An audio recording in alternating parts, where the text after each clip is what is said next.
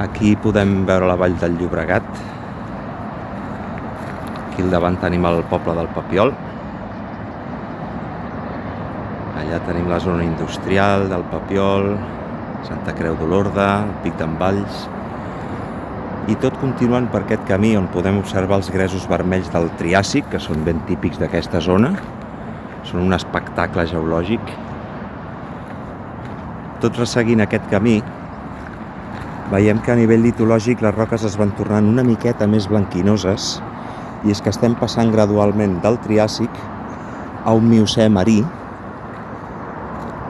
que inclou restes fòssils d'ostreits i algues calcàries, que és totalment coetani amb el Miocè marí que tenim al Papiol i a la zona de les Escletxes. Aquí a la dreta del tot encara veiem el Triàsic vermellós d'origen continental, i com gradualment, a mesura que el camí fa baixada, guanyen terreny els sediments del Miocè marí.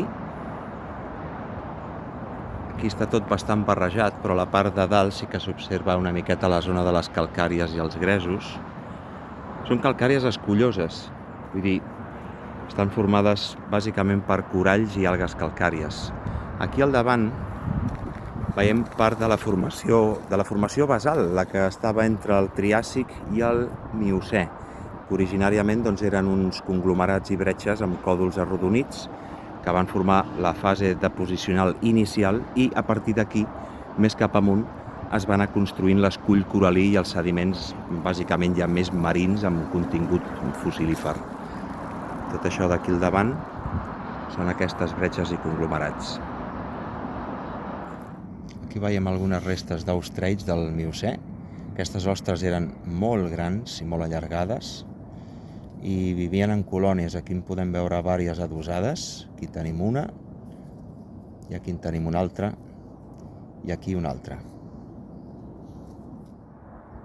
Aquí tenim un dels molts exemples que hi ha de les calcàries formades per algues calcàries del Miocè, i que són el mateix material que trobem a les escletxes del Papiol, i com el seu nom indica, allà, que són les escletxes, aquí, si us hi fixeu, hi ha unes esquerdes i unes fissures prou importants que són molt típiques de l'erosió, sobretot amb l'aigua dolça de la pluja, que penetra a les roques calcàries i, a través d'uns processos químics va esquerdant la roca.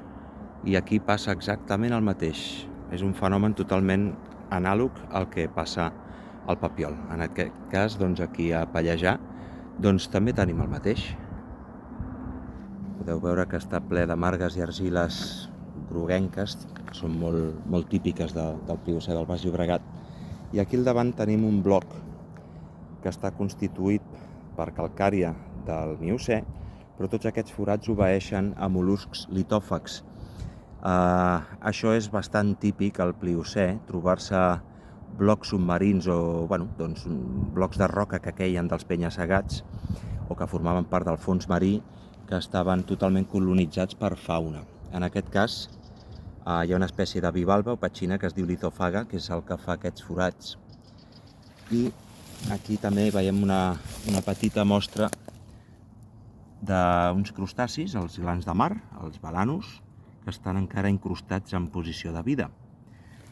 Com a darrera mostra també tenim aquí un bivalve, un ostreit o un altre del gènere Spondylus. En aquesta trinxera originada aquí a peu del camí, arrel de l'erosió de les pluges, van aflorant les margues del Pliocè de color groguenc. També afloren còdols arrodonits amb fauna incrustada i bioerosió. I de vegada en quan també apareix algun fòssil d'ostreit, com aquí, per exemple. Aquesta espècie és molt típica del Pliocè del Baix Llobregat, és la Neopycnodonte navicularis. Aquí veiem un exemple d'una calcària del Triàsic, que ja és posterior al Triàsic vermellós i està completament foradada. Aquí veiem la secció d'una galeria d'aquest mol·lusc litòfag que segregant un àcid especial, el que fan és dissoldre el carbonat càlcic de les roques calcàries, i a mesura que van creixent van augmentant aquesta cavitat i, bueno, hi viuen a dins.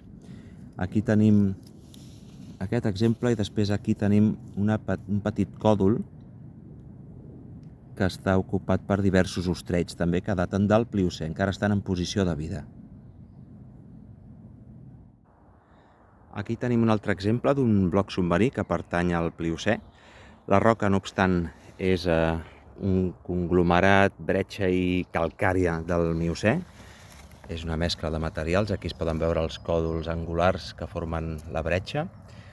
I, si ens hi fixem, aquí també tenim fauna incrustant, en aquest cas bivalves també, del gènere Neopycnodonte navicularis.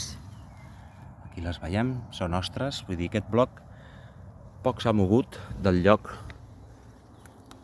des de que formava part del fons marí fa 5 milions d'anys aquí al Pliocè de Pallejà.